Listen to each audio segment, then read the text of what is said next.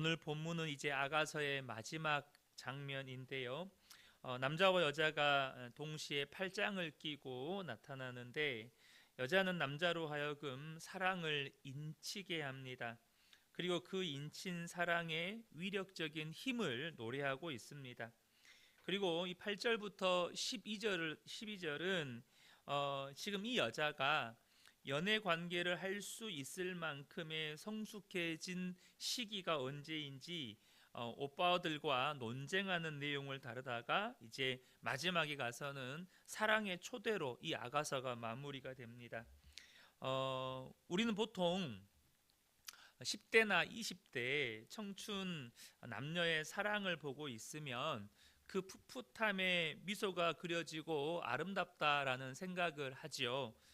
그러나 그런 사랑만 아름다운 것이 아니라 인생의 풍파와 험난한 시간을 함께 통과하면서 여전히 그들 서로에게는 연약함이 있지만 그 연약함을 품어주고 오히려 그 연약함을 긍휼히 여겨주는 그러한 성숙해지고 농익은 사랑 또한 아름답다는 것이죠.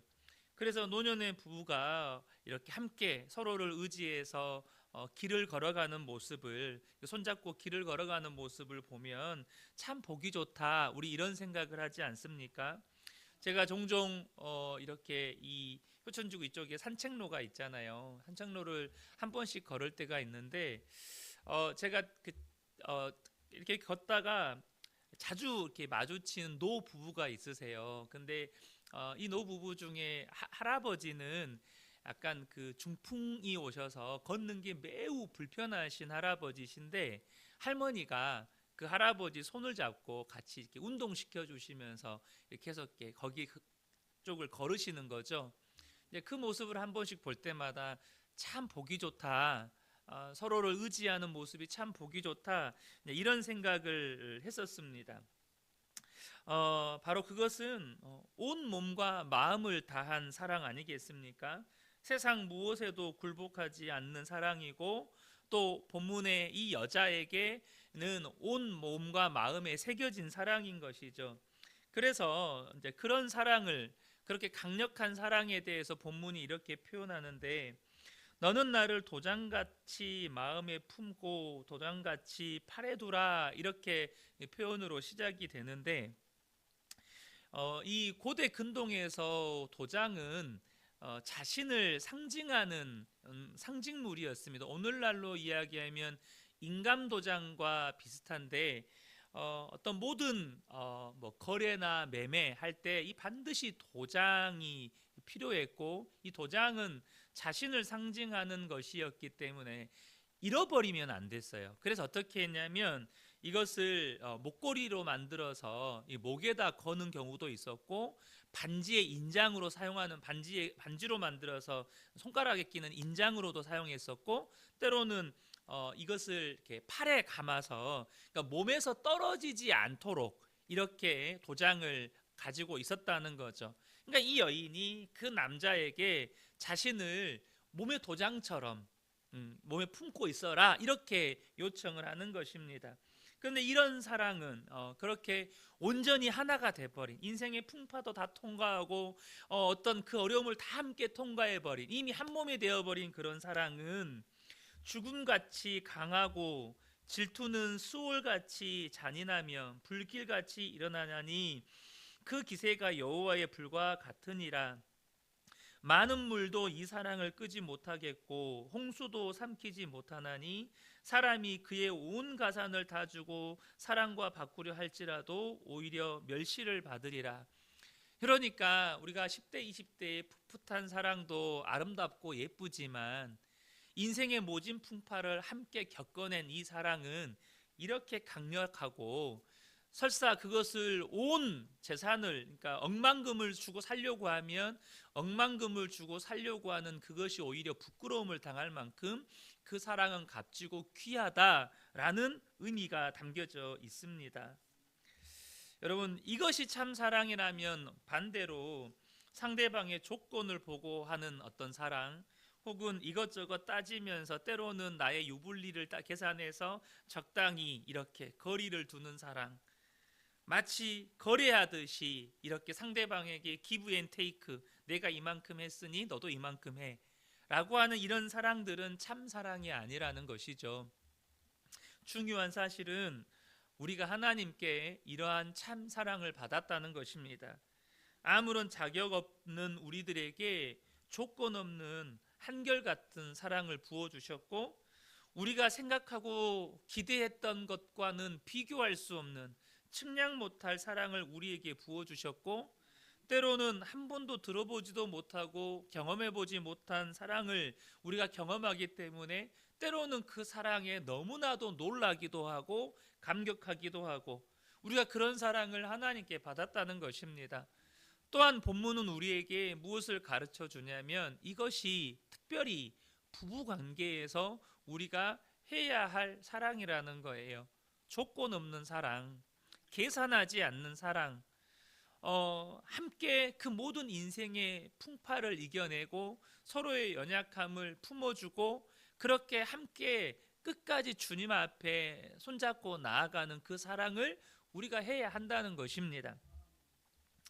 이제 본문에 보면 이제 이 여자와 오빠들의 논쟁이 등장을 해요. 근데 이 오빠들은 어떤 오빠들이냐? 여동생을 참 사랑하는 오빠들. 저는 이 본문을 보는데 한 오빠가 한 4-5명 되는 것 같아요. 그래서 막둥이 여동생, 위에 오빠가 한 4-5명 있고 늦둥이로 태어난 여동생, 얼마나 이쁘겠어요. 그러니까 딸처럼 어렸을 때부터 안아서 키우고 이렇게 사랑으로 키웠던 여동생인 거죠. 제가 유튜브에서 이제 그런 영상을 봤는데, 오빠가 넷이고 여동생이 늦둥이로 태어났어요. 그러니까 이 오빠들로부터 이 여동생이 얼마나 이쁘게 이제 키움받고 컸는지. 그런데 이제 큰 오빠가 군대를 간 거예요. 군대를. 큰 오빠가 특별히 미군은 모병제잖아요. 이제 군대를 간 거예요. 그래서 오빠가 여동생을 놀래켜 주려고, 이제 여동생이 이제 초등학교 한 우리나라 나이로 치면 5학년, 6학년 이 정도 되면 약간 사춘기가 올 때 그때쯤이잖아요. 근데 오빠가 군대를 갔다가 휴가를 나왔는데 여동생이 이제 스쿨버스에서 내리는데 이제 마중을 나간 거죠. 그러니까 여동생은 이어폰에다가 이렇게 음악 들으면서 그냥 혼자 걸어오는데 뒤에서 누가 자기를 부르는 거예요. 그러니까 근데 자기를 부른 남자가 군대 간 오빠인 거예요. 그러니까 우리나라로서는 약간 상상이 안 되는, 이 사춘기에 막 접어든 12살, 13살 된 여동생이 오빠를 보자마자 펑펑 울면서 오빠한테 안기는 거예요. 그 말은 그만큼 오빠한테 사랑받고 자란 여동생이라는 거죠. 그런데 이제 그 여동생을 보는 오빠들의 심정이 어떻겠어요? 아무리 얘가 20살을 먹고 시집갈 나이가 돼도 이 오빠들 눈에는 아직 시집갈 때가 안 된 내 품 안의 여동생인 거죠. 그러니까 지금 이제 오빠들이 하는 말이, 과연 이 애가 시집갈 만한 나이가 벌써 됐나, 이제 그런 이야기를 하는 거예요. 오빠들이 보기에는 여동생은 아직 결혼을 감당하기에는 아직도 내 눈에는 여동생이고 늘 보호의 대상이고, 특별히 이 소위 늑대 같은 남자들로부터 이 지켜줘야 되는 그런 대상인 거죠. 그래서 오늘 본문 8절과 9절을 보면, 우리에게 있는 작은 누이는 아직도 유방이 없구나. 그가 청혼 받는 날에는 우리가 그를 위하여 무엇을 할까? 그가 성벽이라면 우리는 은망대를 그 위에 세울 것이요, 그가 문이라면 우리는 백향목 판자로 두르리라. 우리가 이제 문화적인 배경을 다 이해할 수 없어서 그 문자 하나하나가 주는 그 의미를 다 이해할 수는 없지만, 적어도 이 여동생을 바라보는 오빠들의 심정이 어떠하는지는 좀 이해가 되시죠? 시집 안 보내고 싶은 거예요. 이 동생이 얼마나 귀한데 넌 아직 시집갈 나이가 안 됐어, 막 이러고 있는 거예요. 근데 이 여자가 뭐라고 이야기하냐면, 자신은 결혼할 만큼 충분히 성숙했고 자신은 절개를 지켰고 남편에게 만족과 행복을 주는 복의 통로가 될 준비가 되어 있다는 거예요. 그것이 10절부터 12절의 여자의 고백입니다. 특별히 10절을 보면, 나는 성벽이요. 이 성벽이라는 말은 자기는 절개를 지켰다는 겁니다. 그리고 내 유방은 망대 같으니 충분히 성숙해졌다는 거예요. 그러므로 나는 그가 보기에 화평을 얻은 자구나. 남편에게 기쁨을 줄 수 있을 만큼 성숙해진, 그리고 거룩함과 순결함을 지킨 여자라는 뜻입니다. 자기는 그렇게 성숙했고 절개를 지킨 사람이라는 거죠. 그 고백이 12절까지 쭉 나오는 겁니다. 저는 그러니까 이 여인은 자기가 하는 말이 나는 신랑을 맞이할 준비가 된 신부다 이 말이에요. 나는 신랑 맞을 준비가 된 신부다. 저는 이 여인의 말을 들으면서 이 여인의 고백을 새벽에 이렇게 묵상할 때 사도 바울의 고백이 연상이 됐어요. 사도 바울이 디모데후서 4장 7절과 8절을 보면 나는 선한 싸움을 싸우고 나의 달려갈 길을 마치고 믿음을 지켰으니 이제 후로는 나를 위하여 의의 면류관이 예비되었으므로 주 곧 의로운 재판장이 그날에 내게 주실 것이며 라고 고백합니다. 자기는 선한 싸움을 다 싸우고 달려갈 길을 다 마치고, 이것은 이 여인이 내 유방은 망대 같으니 그러므로 나는 그가 보기에 화평을 얻은 자 같구나. 나는 신랑 맞을 준비가 된 성숙한 사람이다 라고 하는 그 고백과 똑같은 고백이에요. 그리고 뭐라고 이야기? 믿음을 지켰다. 나는 성벽이다. 나는 절개를 지켰다. 나는 거룩함과 순결함을 지킨 사람이다. 나는 믿음을 지킨 사람이다.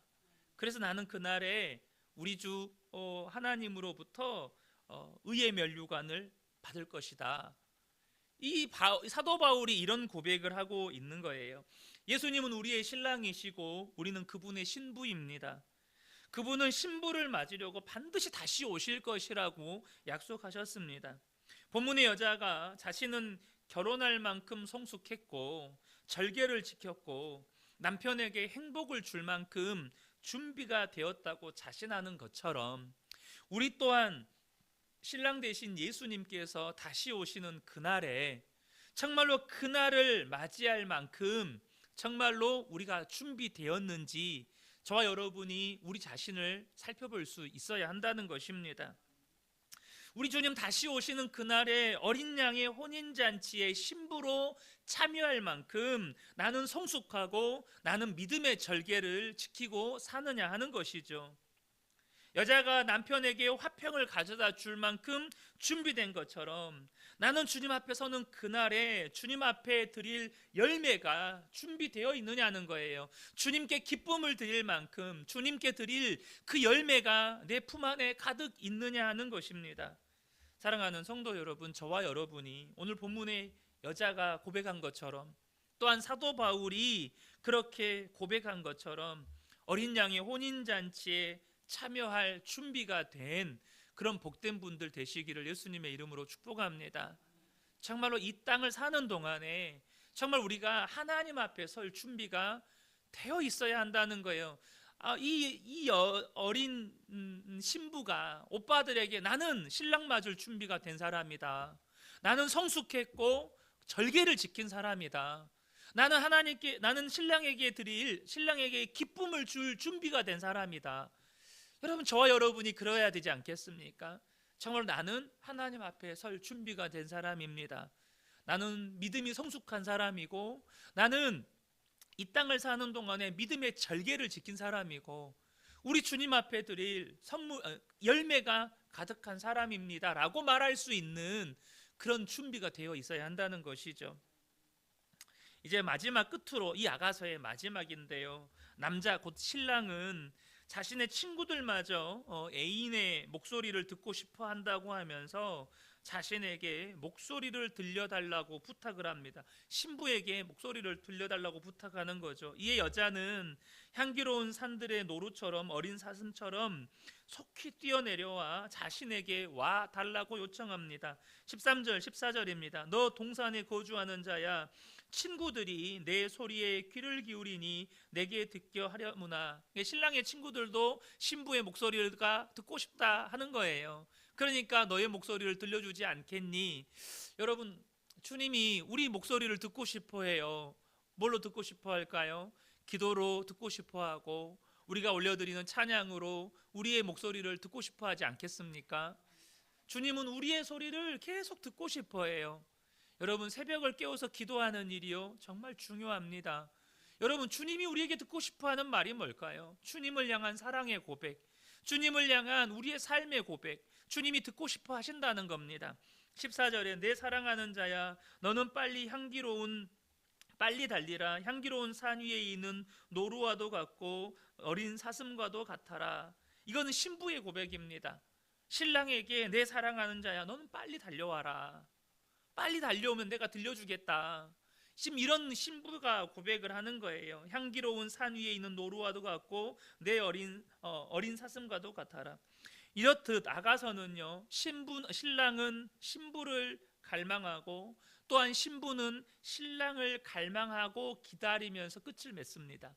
이게 아가서의 마지막 장면이에요. 신랑은 신부를 갈망하고 신부는 신랑을 갈망하고.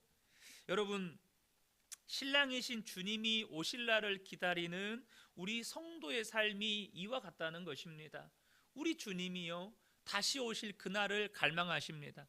주님께서는 이제 이 땅으로 오실 그날이죠. 우리 또한 주님 오실 그날을 갈망하면서 기다려야 한다는 거예요. 정말로 신부가 신랑 맞이할 그날을 정말로 단장하면서 신랑을 맞이하기에 부족함이 없는, 정말로 흠없고 순결한 신부로 날마다 단장하면서 기다리는 것처럼, 정말 저와 여러분이 그렇게 주님을 맞이할 수 있도록 우리가 단장되어져서 그날을 갈망하며 기다려야 한다는 것입니다. 여러분, 어리석은 다섯 처녀가 아무런 준비도 없이 있다가 갑자기 그날을 두려움과 염려 가운데 맞이했던 그런 일이 우리에게는 없어야 한다는 것이죠. 정말 순결한 다섯 처녀처럼, 정말로 준비된 다섯 처녀처럼 주님 오실, 신랑 되신 주님 오실 그날을 우리가 깨어서 준비하고 있어야 한다는 것입니다. 사랑하는 성도 여러분, 여러분은 그날을 어떠한 마음으로, 어떠한 삶의 태도로 준비하고 계십니까? 주님의 염려는 마지막 날에는 정말로 그날을 깨어서 맞이하는 사람들이 그리 많지 않다는 것입니다. 노아의 때, 롯의 때와 같이 이 땅에서 먹고 마시고 사고 팔고 시집가고 장가가고 농사짓고 이 땅이 전부인 것처럼 이 땅에서 잘 먹고 잘 살기 위해서만 살다가 그날을 아무런 준비 없이 맞이하게 되는 이들이 참 많다는 것입니다. 사랑하는 성도 여러분, 저와 여러분이 깨어 있었으면 좋겠습니다. 아니, 반드시 깨어 있으셔야 합니다. 정말 그날을 갈망하면서 거룩한 신부로 단장되어 있어야 한다는 것이죠.